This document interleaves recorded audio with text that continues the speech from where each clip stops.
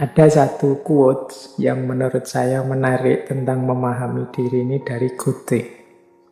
Ini saya ambil satu saja untuk mungkin merefresh pemahaman kita betapa pentingnya aspek memahami diri. Jadi kata Goethe, one must be something in order to do something. Seseorang harus menjadi sesuatu agar bisa melakukan sesuatu.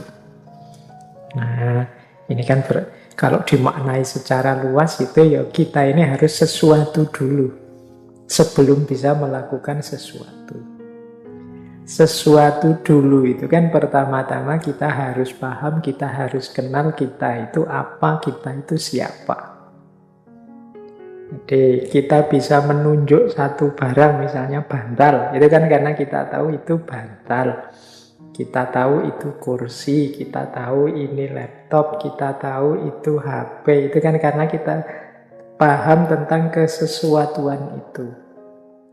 Nah, maka kita juga begitu. Kita juga harus kenal kesesuatuan kita. Kalau manusia mungkin bukan sesuatu, kesiapaan kita. Tujuannya apa kalau kalimatnya Goethe tadi? Agar kita bisa to do something, bisa melakukan sesuatu.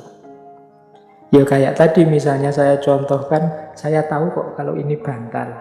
Ketika saya tahu bantal kan, terus saya ngerti benar bagaimana barang ini saya manfaatkan. Mungkin untuk alas tidur atau alas duduk, untuk bersandar. Karena aku paham gunanya barang ini. Aku paham karena aku ngerti identitasnya, ngerti statusnya. Nah, itu namanya be something, kita tahu kesesuatuannya. Nah, kita juga begitu. Kita harus kenal diri kita, siapa kita, apa kita. Sehingga kita tahu apa yang harus kita lakukan. Sehingga kita tahu bagaimana kita harus bertindak, berpikir, berperilaku. Inilah sebenarnya quotes ini menegaskan pentingnya kita tahu diri kita, pentingnya kita paham identitas kita. Misalnya sering saya ilustrasikan ya di banyak kajian. Kita mengidentifikasi diri kita sebagai seorang mahasiswa misalnya. Loh, begitu kita paham tentang kemahasiswaan kita, kemudian kan mudah bagi kita selanjutnya untuk apa yang harus saya lakukan, apa yang jangan saya lakukan. Karena aku ini mahasiswa. Oh, aku ini seorang kakak. Kalau di rumah ada adik-adik. Nah, ini kan kita nanti jelas apa yang harus saya lakukan, apa yang jangan saya lakukan di rumah. Dengan mengidentifikasi statusku sebagai kakak. Apa yang harus aku lakukan di hadapan ayah ibu, apa yang harus aku lakukan di hadapan adik-adikku, apa yang harus aku lakukan di lingkungan sekitarku, dan lain sebagainya. Itu ketika aku sudah tahu posisiku.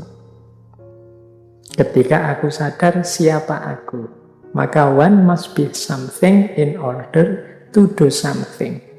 Orang harus kenal dirinya, baru dia jelas apa yang harus dia lakukan. Hari ini banyak orang yang kesulitan mengidentifikasi dirinya, memahami posisi dan porsi hidupnya. Akhirnya dia sulit mengenali dirinya. Yang bisa dilakukan hanya ikut arus ke utara, ke selatan, yang lain ke utara, ikut ke utara, yang lain ke selatan, ikut ke selatan. Tidak punya pendirian, tidak punya patokan. Aku ini siapa, maka yang harus aku lakukan apa. Sehingga kadang-kadang, ini nyuwun sewu, kadang-kadang ada orang itu yang makomnya masih murid, tapi gayanya kayak guru. Makomnya masih awam, tapi gayanya kayak orang alim.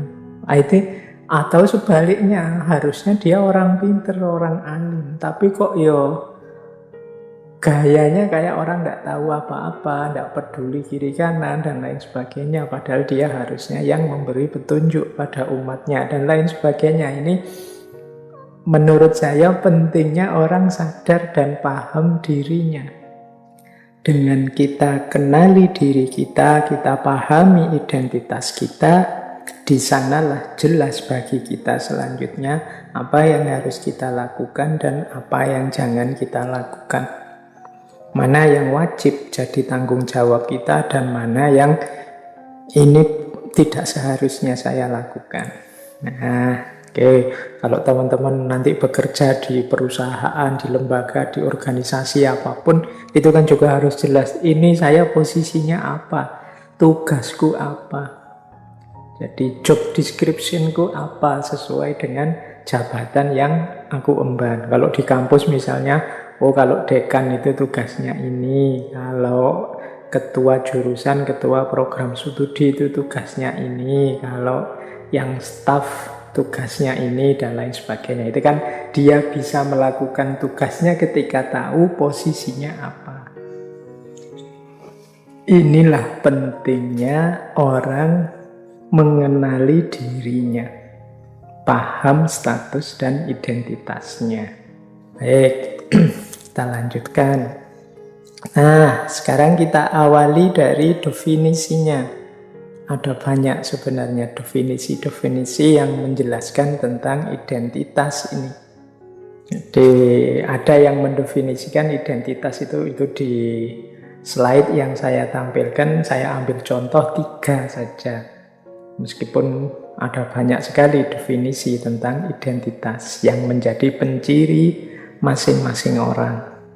Identitas itu adalah satu konsepsi diri, hasil refleksi kita, atau satu citra diri yang kita simpulkan dengan dasar tertentu.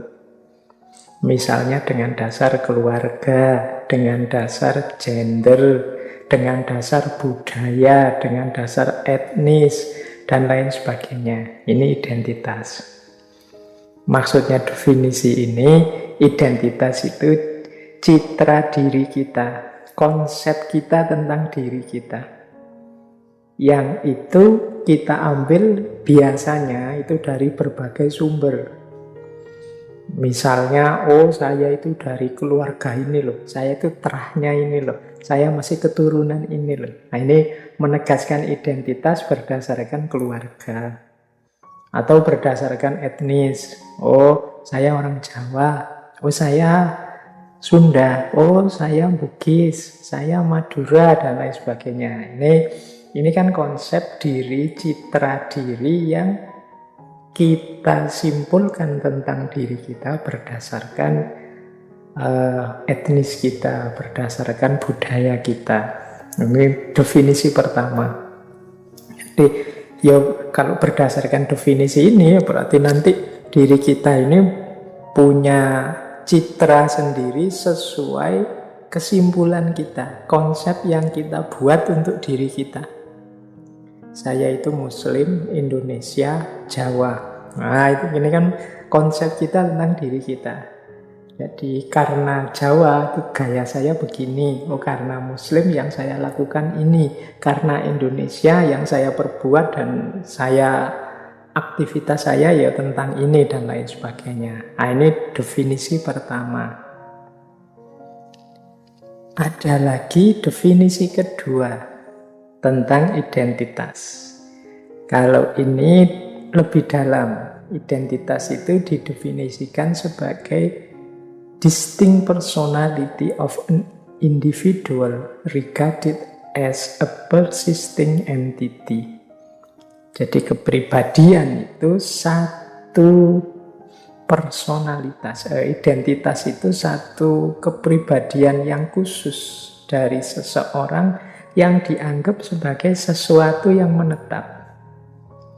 Kalau tadi yang di definisi pertama, identitas itu kan sesuatu hasil relasi kita dengan yang di luar diri.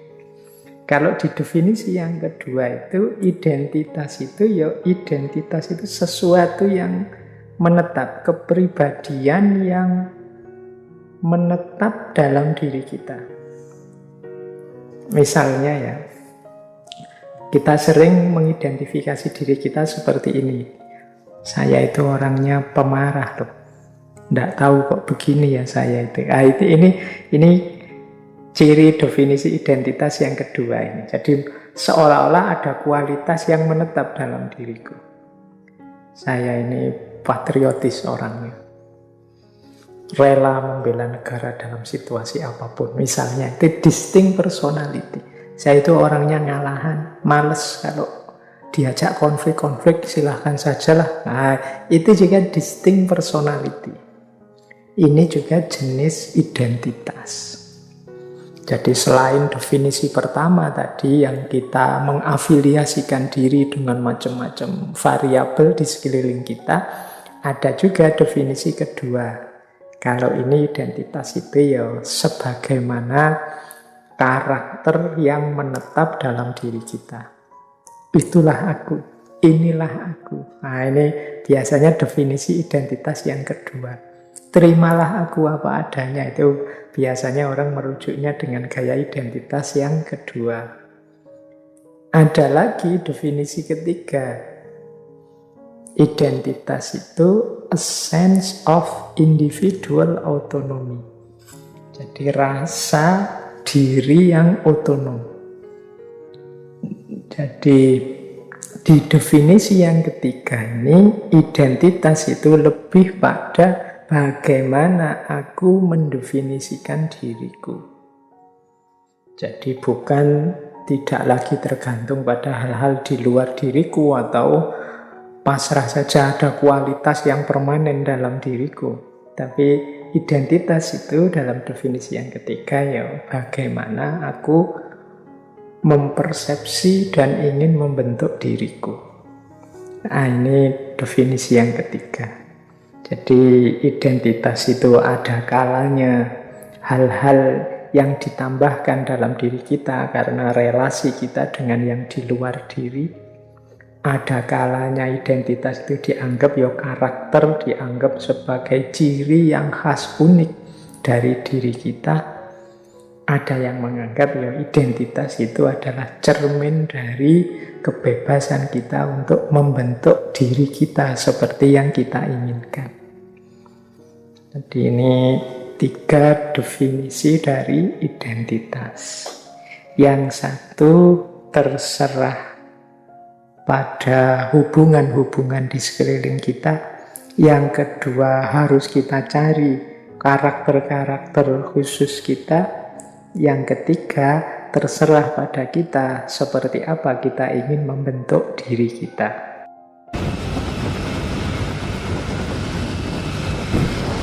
Terima kasih untuk teman-teman yang sudah menonton video ini. Semoga menghadirkan manfaat dan menambah wawasan baru untuk kita semua. Like video ini jika suka, dislike jika tidak suka. Tinggalkan komentar positif dan bagikan video ini jika menurut teman-teman video ini bermanfaat. Jangan lupa tekan tombol subscribe dan hidupkan loncengnya agar tidak ketinggalan video terbaru dari channel ini. Sebaik-baik manusia adalah yang bermanfaat bagi manusia yang lainnya.